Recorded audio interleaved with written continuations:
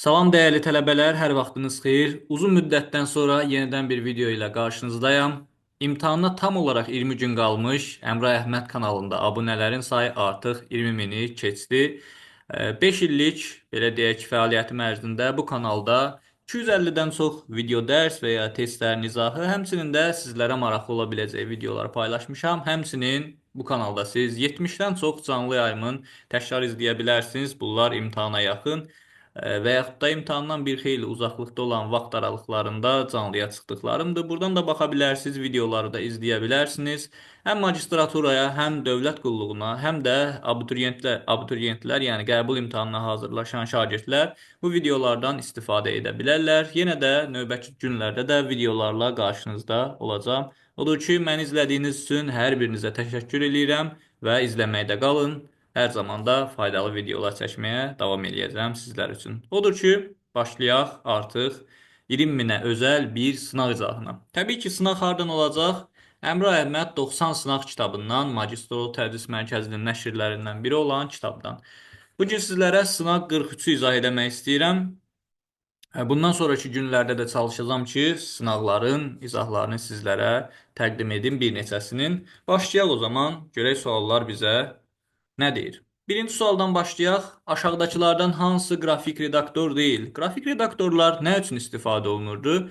Qrafik redaktorlar təsvirlərin yaradılması və redaktə edilməsi deməli üçündür və Picture Publisher, bəli, bu qrafik redaktordur. Maya proqramı, Maya Complete 3 ölçülü proqramdır, qrafika proqramıdır. AutoCAD da həmçinin Photostyler-də. Adobe PageMaker isə qrafik redaktor deyil. Bəs Adobe PageMaker nədir? Bu nəşriyyat sistemidir. Yəni bir hər hansısa nəşri hazırlamaq üçün istifadə olunan proqramdır. Odur ki, düzgün cavab D variantı olmuş olar. Gəldi ikinci suala. www.magistrqabul.com domen ünvanında ən yüksək domen hansıdır? Bilirik ki, domenlər sağ tərəfdə, yəni ən sağ tərəfdə yazılan ən yüksək domen adlanır. Bizdə də deməli .com yazılıb və ona görə düzgün cavabımız com olmuş olacaq. Com nədir? Kommersiya təşkilatlarını bildirən domen ünvanıdır. Ona görə düzgün cavab olur burada com, C variantı. Ən yüksək səviyyə isə hansıdır? Təbii ki, burada olmasa belə bilməliyik. Ölkə domenləri, yəni .az və yaxud da .tr Türkiyənin domeni. Bunlar ən yüksək səviyyəli, yəni coğrafi domenlər, ən yüksək səviyyəli domenlər adlanır. Keçdik üçüncü sualımıza. Elektron cədvəl fraqmentinə əsasən C8 xanasının qiyməti nədir? Qəbul imtahanlarında tez-tez düşür Exceldən sual. Diqqətli olun, C8 xanasında nə yazıldığına baxmalıyıq. C8 xanasında C5, C7. Yəni toplamaq lazımdır sum. C5, C6, C7-ni. Odur ki, hesablayaq əvvəlcə C5-in qiyməti. Average. Average nə idi? Orta ədədin tapılması. Ədədləri topla və saylarına böl. A5-dən A8-ə qədər olanları toplayaq, 4 xanadır. 5, 2, 7, üzərinə 8 gəlirik, deməli 15, 5-də gəlirik 20. Tüm bunların cəmi elədi 20 və əlbəttə ki, biz bu 20-ni sayına bölməliyik. 4 dənə xana olduğu üçün 20-ni 4-ə bölürük, bu da eləyir 5. O zaman birinci C5 xanasının qiyməti oldu 5, 20-ni böldük 4-ə. Gələk növbətisinə B5, B7 minimum. Yəni ən kiçik ədədin tapılmasıdır minimum. B5, B7-də, amma diqqətli olun, B5, B7 deyil. Biz B8-i götürməli deyilik. Diqqətli olaq burada. B5, B7-də minimum olan hansıdır? 2 rəqəmidir. Ona görə buranın qiymətini 2 götürürük. 1 olan B8 xanasıdır, o diapazonda yoxdur. Gəldik növbətisinə, yəni C7 xanasına. A5, B8-də maksimumu tapın. A5, B8, bax bu diapazondur. A5, B8. Burada da maksimum hansıdır? Maksimum 8 rəqəmidir. Burada qeyd edirik 8. İndi biz toplasaq bunları sam dediyi üçün 2, 5, 8, bu da bizə 15-i vermiş olur. Odur ki, doğru cavab B variantı olacaq. Cavab oldu B. Gəldik dördüncü suala. Cədvələ yeni sətir əlavə edilməsi hansı ardıcıllıqda düzgün verilmişdir? Ümumiyyətlə, Word-dən söhbət gedirsə və cədvəl əlavə olunursa, biz qeyd eləməliyik ki, burada açılır Table Design və köməkçi tablardan Layout. Əlbəttə, Design tərtibat tabından biz əsasən onun quruluşu ilə bağlı parametrləri tənzimləyə bilərik. Layout-dan isə sətir və sütunları artıra, müəyyən cədvəli tutaq ki, iki yerə ayıra bilərik. Cədvəldəki hər hansısa bir xanaları silə bilərik. Bax, bu tipli əməliyyatları eləyə bilərik. İndi sətir əlavə etmək, sətir belə deyək silmək, həmçinin sütun əlavə edib sütun silmək məhz layoutdandır. Və layout da əlbəttə sətr əlavə etmək nədir? Biz sətri aşağıya ya yuxarıya doğru əlavə eləməliyik. Dizaynları gəlin silək. A variantı, C variantı getsin. Insert left. Left bizi nədir? Sol tərəfə doğru əlavə elə. Sol tərəfə doğru biz sütun əlavə edə bilərik. Məsələn, burada bir sütun var. Sola əlavə edildikdə ikinci sütunu əlavə eləyərik. Və ya sağa da həmçinin. B və D variantları da buna gedir. Buna görə gedir. Y variantı düzgün cavabdır. Insert above, yəni yuxarı doğru bir sətr əlavə elə. Mən sizlərə bunu Word proqramında da göstərəcəm. Deməli, gələk növbəti hissəyə və burada biz hər hansısa bir cədvəl əlavə eləyək. Insert-ə gəldik və cədvəl əlavə elədik. Bu cədvəl əlavə eləyəndə gördüyünüz kimi yuxarıdan Table Design və Table Layout tabları açıldı. Və Table Layout tabına gəldikdə biz Rows, Columns, sətr və sütunlar qrupundan yuxarıya doğru sətr əlavə edə bilərik və ya aşağıya doğru, sən bura bir haş yazaq, aşağıya doğru sətr əlavə edə bilərik. Eyni qaydada left və right vasitəsilə sola doğru sütun, həmçinin sağa doğru sütun əlavə edə bilərik. Bax, bu qaydada olar. Gələk növbəti sualımıza 5. Hansı nəşriyyat sistemidir? Ümumiyyətlə, nəşriyyat sistemləri Adobe PageMaker adında, yəni mütləq ki, nəşriyyat olur da. Quark Express. Buradakılardan da Corel Ventura Publisher qeyd olunub. Yəni D variantı sualın düzgün cavabıdır. Və CorelDRAW nə idi? Vektor proqramıdır, qrafikaya aiddir. Yəni kompüter qrafikasında istifadə olunan proqramlardan biridir, vektordur. PCShell əməliyyat örtüyüdür. Linguo lüğət proqramıdır. Həmçinin MacOS da əməliyyat sistemidir. Demək, D variantı nəşriyyat sistemidir. 6-cı suala baxaq. 79 ədədini ikilikdə ifadə edin. İndi biz 79-u 2-nin qüvvətləri formasında göstərə bilərik. Deməli, 79 2 üstü 6, yəni 64. Üzərinə gəlsək, deməli, 2 üstü 4. 16 gəlsək çox gedər. Odur ki, 8 gələk. 2 üstü 3, yəni 64 üstə gəl. 8, bu elədi 72 və üzərinə gələk, deməli, 72-nin 2 üstü 2, yəni 4 gəldi 76, üstünə gəlirik 2 üstü 1, elədi 70, deməli 8, üzərinə də gəlsək 2 üstü 0, bu bizə 79-u verər. Yoxlayaq, 64 üstəcə 8, 72, 72-nin üzərinə 4 gəldi, 76 üstünə 2, deməli 78 üstünə də 1, 79. İndi bura biz ən böyük qüvvət 6 olduğu üçün ora 0 yazırıq, 1 yazırıq. 2 üstü 5 olmadığı üçün 0, 2 üstü 4 də yoxdur, 0, 2 üstü 3 var, 2 üstü 2 də var, 2 üstü 1 də var yuxarıda, 2 üstü 0 da var. Demək, bu ədədimiz ikilik say sistemində onun qarşılığıdır. İndi variantlara baxsaq, bu A variantı deyil, bu B variantı deyil, bu Y variantı da deyil. Bir dənə diqqətli olmaq lazımdır. Biz bu ədədlərin qarşısına 0 artırsaq, hər hansısa bir problem olmaz. Yəni C və D variantlarına baxıram ki, bizim istədiyimiz cavab C variantında var. Ədədin qarşısına, yəni burasına 0 əlavə etmək problem deyil. Amma D variantında bu hissəyə 0 əlavə edib, həm də ki 4 dənə 1 olmalıdır. D variantı yanlışdır, C variantı düzgündür. Deməli, bu 0 əlavə edib, sonra da bizim aldığımız buradakı cavabı eynən birə-bir köçürüb C variantında var. Problem yoxdur, yəni. Demək, C variantını işarə elədik. Gəldi 7-ci suala. Unicode-da yığılmış mətn faylının tutumu 320 kilobaytdır. Fayl hər səhifədə 64 sətr olan kitabdan ibarətdir. Hər sətirdə 64 simvol var. Fayldakı kitabın neçə səhifəsi var? Mətn faylının hesablanması düsturu nə cür idi? Bir dənə xatırlayaq, əgər yaddan çıxıbsa. Demək, mətn faylını hesablamaq üçün sətr sayını vururuq simvol sayına, vururuq deməli, əvvəl səhifə sayını qeyd edək buradan. Səhifə sayı vurulsun, sətr sayı vurulsun, simvol sayı. Hər hansısa bir standart deyiri bizdə Unicode deyib, ona görə biz 2 bayta vuracağıq və faylın həcmini tapacağıq. Faylın yaddaşda tutduğu yeri tapırıq. İndi qeyd eləyək. Bax, bu bizə deyir ki, 320 kilobaytdır. Onda bu hissəyə yazdım 320 kilobayt. Bir də biz bilirik ki, Unicode-da 2 bayta vuracağıq. Gəlin bu kilobaytda bayta çevirək. Yəni, kilobaytı bayta çevirəndə 210-a vururuq. Ondan sonra hər səhifədə 64 deyir. Səhifə sayını bilmədiyimiz üçün ona x deyirik. Sətir sayını qeyd edirik 64-dür, yəni 2 üstü 6-dır. Daha sonra simvol sayda bizdə gördüyünüz kimi 64 simvol verib 2 üstü 6-dır. Unicode dediyi üçün məsələnin əvvəlində həmçinin deməli biz hər simvolu 2 bayt kimi qəbul edirik. Yəni 2 üstü 1 bayt kimi qəbul edirik. Burada yazım 2 üstü 1 bayt. Bu tərəfdə alınır x vurulsun 2 üstü 13 bərabərdir 320 vurulsun 2 üstü 10. İndi biz gəlin ixtisarlarımızı aparaq. 2 üstü 10-dan 2 üstü 13 ixtisar gedəndə 13-dən 10 çıxırıq böləndə. Qalır 2 üstü 3, yəni 8. 320-ni də 8-ə böləndə bu bizə nə qədər verir? 320-ni 8-ə böləndə 40 verir. Deməli, düzgün cavabımız olacaq 40. Yəni, Y variantını işarələmiş olarıq. Delirəm hər şey aydındır. Səhifə, sətr, simvol, byte. Hər şeyi yerli yerində yazdıq və ən axırda səhifə sayında bölüb tapdıq 40. Gəldik növbəti simvola. Simvol nə idi? Növbəti suala. Belə bir sual verilib. File Explorer proqramının sol kənarındakı ağacvari strukturda aşağıda göstərilən qovluqlar strukturun yaranması üçün yerinə yetirilən əməliyyatlar ardıcıllığı müəyyən edin. Birinci baxaq görək nə var. Bax, imtahan qovluğu var. Onunla eyni səviyyədə kitablar, qaydalar qovluğu var. İmtahanın içərisində cavablar qovluğu var. Həmçinin imtahanın içərisində mühazirələr qovluğu var. Yəni bu iki dənə qovluq imtahanın içərisindədir. Gəlin görək hansıdır. Deməli belə, A variantına baxaq görək bu ardıcıllıq düzgündürmü? Yəqin ki, sizlər də tam olaraq görə bilirsiniz. A variantında deyir ki, imtahan qovluğunu yaradın. Düz birinci yaratdıq. Cavablar qovluğunu yaradın. Burada problem var. Niyə görə? Çünki biz imtahan qovluğunu yaradandan sonra imtahan qovluğunu açmalıyıq. Cavablar onun içərisində yaradılmalıdır. Deməli, A variantı yanlışdır. 1-2 olmaz. İmtahan qovluğunu yaradından sonra cavablar qovluğu olmaz. B variantına baxaq. İmtahan qovluğunu yenə də deyir birinci yaradın, əla. 6. İmtahan qovluğunu açın. Okey, bu da düzgündür. Ondan sonra deyir ki, 2. Cavablar qovluğunu yaradın. Tamam, burası da düzgündür. 2 də düzgündür. 3. Deməli, mühazirələr qovluğunu yaradın. Əla, bu da düzgündür. Ondan sonra deyir 4. Kitablar qovluğunu yaradın. Artıq bunların hamısı imtahan qovluğunun içərisində sayılacaq. Ona görə bu düzgün deyil.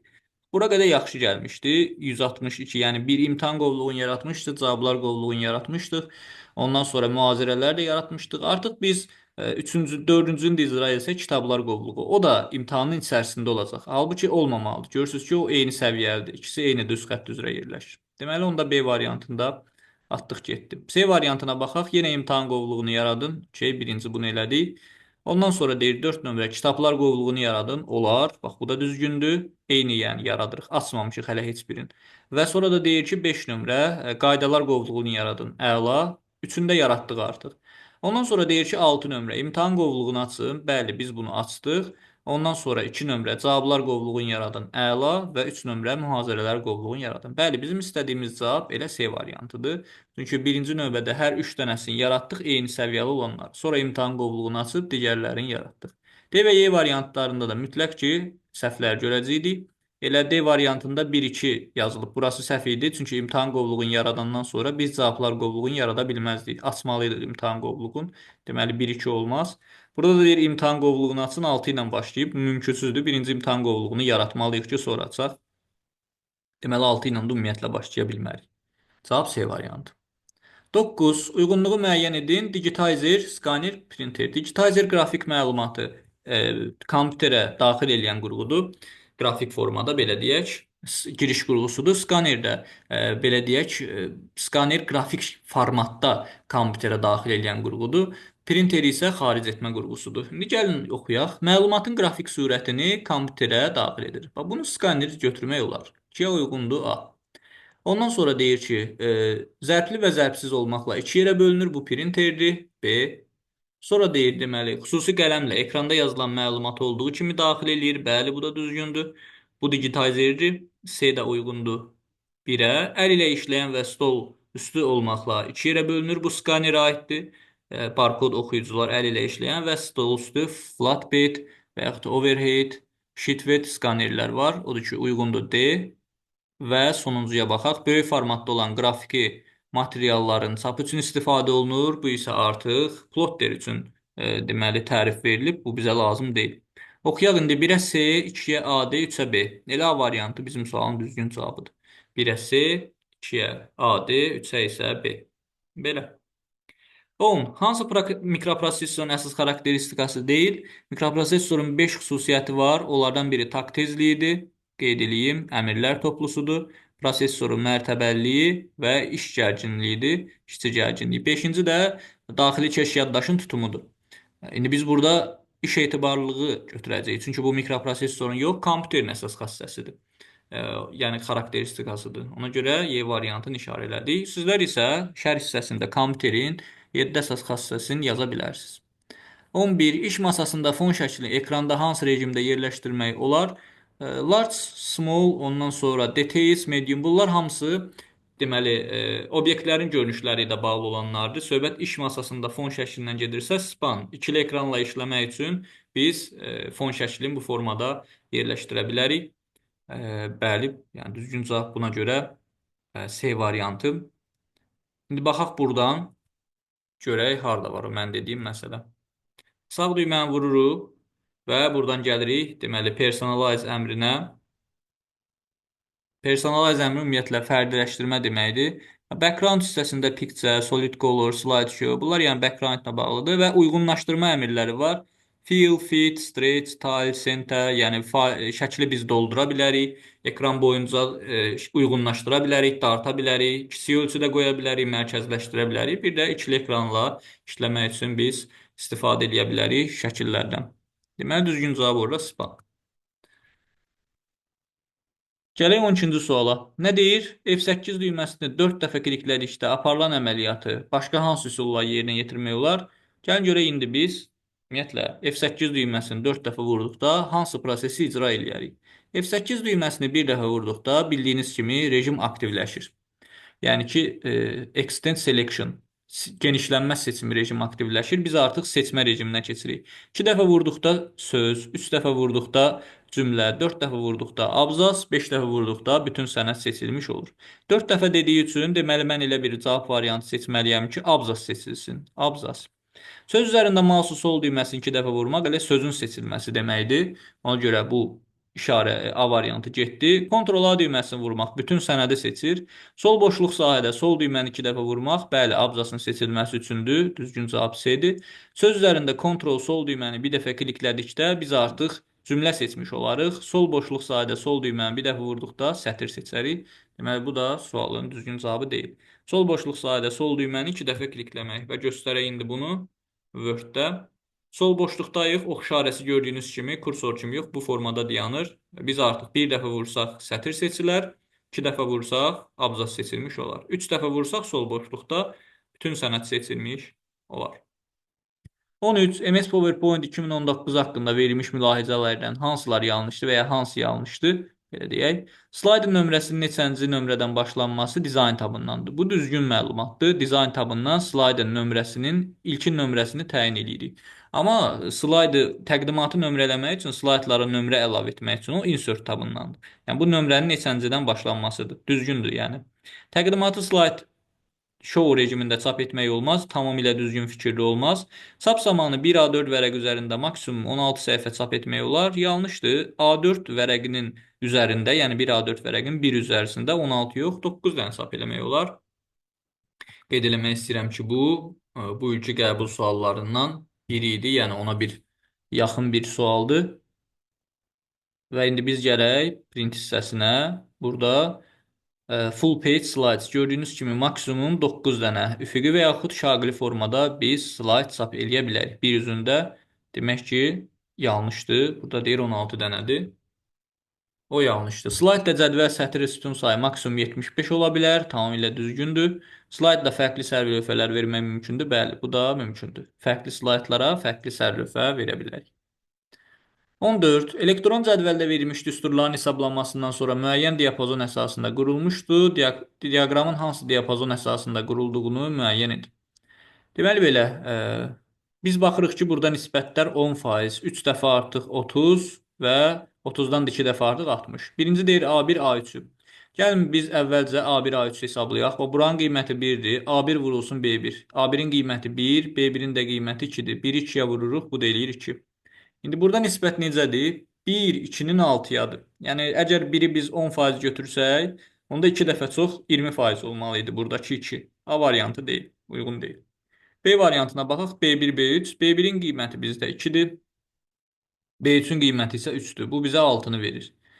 Deməli, 2 vurulsun 3, 6-nı verdi. Bu da düzgün olmayacaq. Çünki 2 əgər 10% göstərirsə, 6 30% olmaz axı. Ondan daha çox olar. Yəni ən az. Həmçində belə deyə bilərik də. Burada ardıcıllıq belədir ki, əslində hər tərəfi 2-yə bölsək də alınmır. Belə bir ardıcıllıq var ki, bu ən birinci faizi göstərməlidir, 10%. İkinci ondan 3 dəfə çoxdur ki, bu da 3 dəfə çoxu göstərər. Yəni 30%də 6-nı göstərər. Amma növbətxana 30-dan 2 dəfə böyük olmalıdır. 30%-dən elə bir 2 dəfə 60%-dir. Buranın qiyməti 12 olsaydı, onu da düzgün götürərdik. Yəni burada düzgün deyil. Ona görə bu da deyil. Deməli, bura 6 olsa da, bəli, biz bu xananın qiymətini 12 götürməliydik. B variantı da deyil. C1, C3-ə baxaq. A1 üstəgəl, B1 üstəgəl, B3. A1-in qiyməti deməli 1-dir, B1-in qiyməti bizdə 2-dir, B3-ün də qiyməti bizdə demək 3-dür. 1, 2, 3 cəmi bu bizə verir 6-nı. Bura yazdıq 6. A2, B2-ni bir-birinə vurmaq lazımdır. Onsuz da bunu birbaşa silə bilərik. Niyə görə? İndi vuraq sonra deyim. A2-nin qiyməti bizdə 2 oldu. B2-nin də qiyməti bizdə 6 oldu. Buranın da qiyməti bizdə 12-dir. A2 vurulsun B2. Məntiqsizdir, niyə görə? Birinci əgər 6-nı göstərirsə ədəd, növbət dəfə 6 dəfə böyük olmalıdır, 60%. Onda bura 9 ola bilməz axı. 6-nın 6 dəfə böyüyü 36 olmalıdır. Demək, onda C1, C3 də deyil. Bu da uyğun gəlmədi. A1, C1-ə baxaq. 1, 2, 6.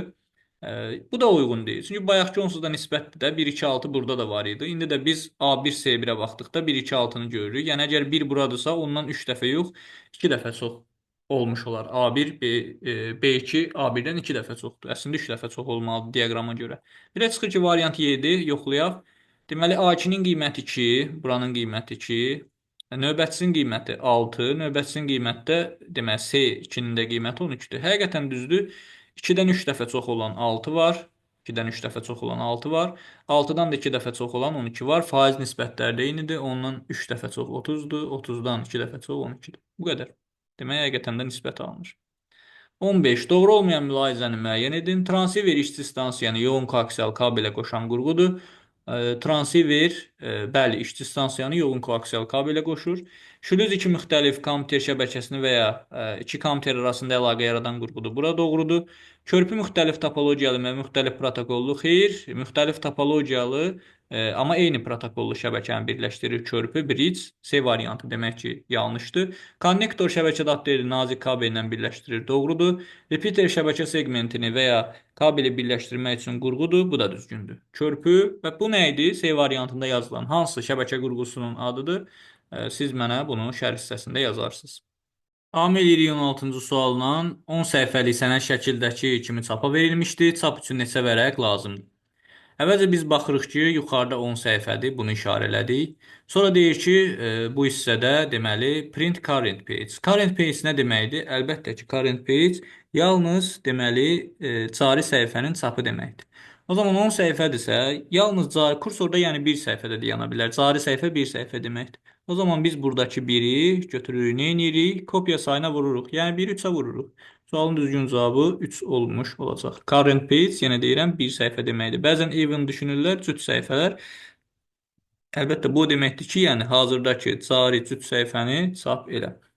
O zaman düzgün cavabımız olacaq 3. Yəni A variantını işarələmiş olarıq. 3 vurulsun 1. Keçdik 17-ci sualımıza. Deməli, MS Word 2019-da mətn prosesorunda aşağıdakı şəkildə verilmiş lent qrupu hansı lent tabına məxsusdur?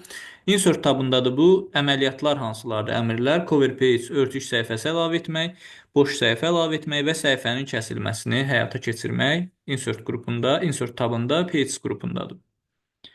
Növbəti sualımıza keçid alaq. 18. Uyğunluğu müəyyən edin. İnformasiyanın tamlıq, aktuallıq və obyektivlik xassəsi.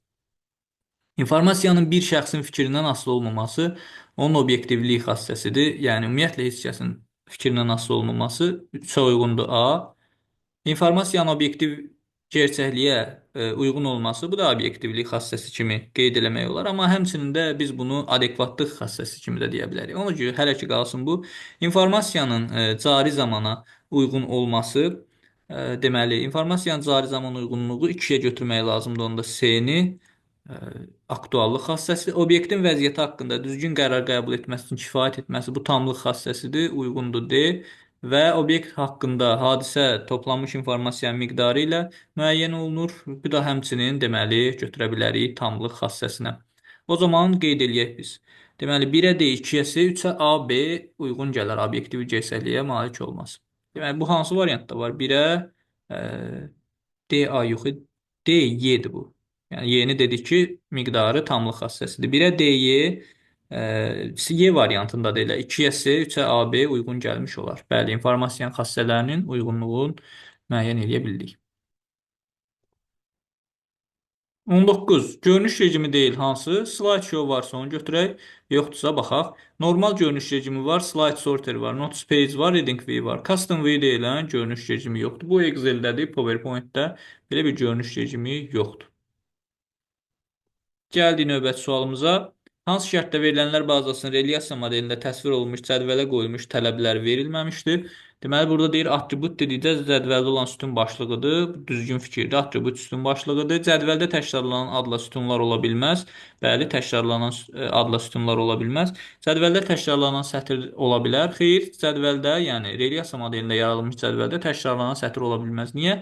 Çünki orada heç olmasa bir belə deyək, sütuna görə onlar bir-birindən fərqlənməlidir. Məsələn, insanlar tutaq ki, cədvəlin yığmışam, ad, soyad, ata adı bunlar eyni ola bilər, amma mütləq bir insanı digər insandan fərqləndirən bir ID hissəsi olmalıdır. Bu şəxsiyyət vəsiqəsindəki seriya nömrəsi ola bilər, ya fin kod ola bilər, amma mütləq ən azı bir parametrə görə cədvəllər bir-birindən fərqlənməlidir.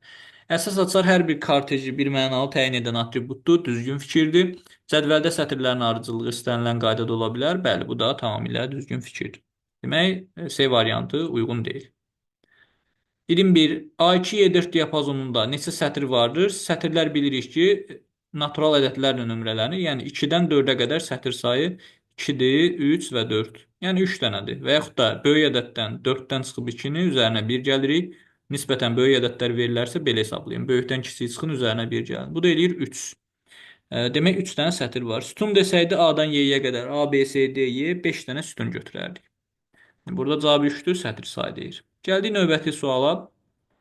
İşçilər haqqında məlumat adlı verilənlər bazasına əsasən bu sorğunu ödəyən neçə yazı var? Sorğuda nə yazılıb? Vəzifəsi menecer və yaxud şöbəsi maliyyə olsun.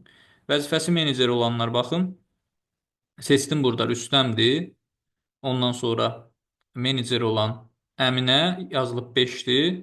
Həmçinin də başqa da menecer yoxdur. İndi bir də seçmək lazımdır maliyyəni. Maliyyədə olanlar bax budur. Bir də ən axırdakıdır. İndi biz bunları nə etməliyik? Qeyd edirik buradan. Bax 7-dir. Ondan sonra 5 nömrədir. 3 nömrədir. Bir də 2 nömrədir. Biz bunları kəsişdirməliyik kimdən? Ad hissəsi birinci hərfi ə ilə başlayanlarla. Əlbəttə ki, bu 50-dir. Onu da işarə eləyəcəm. Bax, artıq biz kəsişmələrə baxacağıq. Yəni, hətta qırmızı rəngdə eləyim. Bax, 50-dir. İşarələdim. Ondan sonra Əminədir. İşarələdim. Başqa da ə ilə başlayan yoxdur. İndi ənt yazılı bax, kəsişdirmək lazımdır. Nə edirik o zaman? Biz götürürük Əli ilə Əminəni. Yəni, bu iki şəxs bu bütün sorğulara cavab verir. Bunların vəzifəsi və ya şöbəsi, menecer, maliyyə, həmçinin və adları da ə ulduzla, yəni ə ilə başlayır. Ulduz da gerisində nə qədər simvol olur, olsun o deməkdir. Deməli 2 nömrədir, şərt ödəyən, bir də 5 nömrədir. Qalanları ödəmədi, yəni 3 ödəmədi, həmçinin 7 də ödəmədi. Deyir, yazılar hansılardır? Yazılar 2 ilə 5-dir. Bu qaydada düzgün cavabı tapa bildik. Gəldi 23-cü suala. Modemin sürəti 1200 baud, analoq siqnalları isə 4 bitlik informasiya malik olarsa buraxılış qabiliyyəti nə qədərdir? Modemin buraxılış qabiliyyəti onun sürətinin, yəni baudun bitə vurulmasıdır. Baud vurulsun, bit. Bizə də ikisini qeyd eləyib, biti qeyd eləyir ki, 4 bitdir, yazıram 4. Baudu da qeyd eləyir 1200, onda bir-birinə vuranda biz 400, 4800 BPS almış olarıq. 4800. Bu qədər. Cavab elədi 4800. Yəni bu da bəsit sual idi. Gəldi 24-cü suala, alqoritm sualı. C-nin qiyməti 12-dir, D-nin qiyməti 18-dir. D-ni 3-ə bölmək lazımdır. Yəni 18-i 3-ə bölməliyik. 18-i 3-ə böləndə bu verir 6-nı. C-nin qiyməti oldu 6. Gətirib aşağı hissədə C-nin yerinə 6 yazırıq. D-nin yerinə isə 18 yazırıq. 18 6-dan böyükdürmü? Bəli, böyükdür. Onda biz nə edəcəyik? Dövr eləyəcəyik. 18 6-dan böyükdür. D-nin qiyməti olan 18-i 3-ə bölürük. Təzə qiyməti oldu 6. Baxın, qeyd edirəm. D-nin təzə qiyməti oldu 6 və dövr prosesi yenidən gəlir. Şərt blokuna qaytarır bizi. C-nin qiyməti də 6-dır, D-nin qiyməti 6-dır. 6 6-dan böyükdürmü? Yox deyib, yoxla gəlib aşağı hissəyə düşürük. C-nin qiyməti 6, D-nin qiyməti 6. Hər ikisi 6 olduğu üçün toplayırıq. Bu da bizə nə verir? Bu da bizə 12 cavabını vermiş olur. Ən sonuncu hissədə, bəli, ikisinin də qiyməti eyni oldu deyə yoxa gəldik. 6 6 cəmi 12 verər. Gəldi 25-ci suala uyğunluğu müəyyən edin. Deməli, insert Word-də nə etmək olar insert tabından?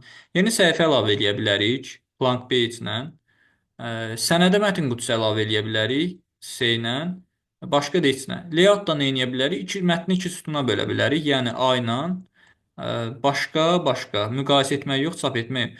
Və bir dənə də qaldı review-ya aid olan şeylər. Review-ya aiddir nə? Burada sənədləri müqayisə etmək compare əmri vasitəsilə. D variantı da deməli uyğundur. Bir də bəzən tələb edir mən view-dan da view-dan görünüş baxımından biz çap eləyə bilərik, daha doğrusu müqayisə eləyə bilərik. Yəni orada yan-bayan qoyuruq və müqayisə eləyirik. Amma review-dan orijinal sənədlə onun üzərində düzəldilmiş olan sənədi compare əmri vasitəsilə müqayisə eləyə bilərik. Çap etmək isə bu artıq fail tabındandır. Bunu icra eləmək deməli heç birindən mümkün deyil. Yəni fail menyusundan artıq biz bunu çap edə bilərik. O zaman 1-ə B, C, 2-yə A, 3-ə də D uyğun olmuş olar. Və son olaraq bunu da sizə göstərim Word-də. Deməli, daxil olaq, Word açılsın. Aha. Evet, gəlsək, bax, insert tabından biz burada blank page vasitəsilə səhifə əlavə eləyə bilərik, boş səhifə. Həmçinin text box vasitəsilə mətn qutusu əlavə eləyə bilərik. Ondan sonra bu tərəflərə gəlsək, deməli, layoutdan mətni iki sütuna bölə bilərik. Burada columns əmri vasitəsilə.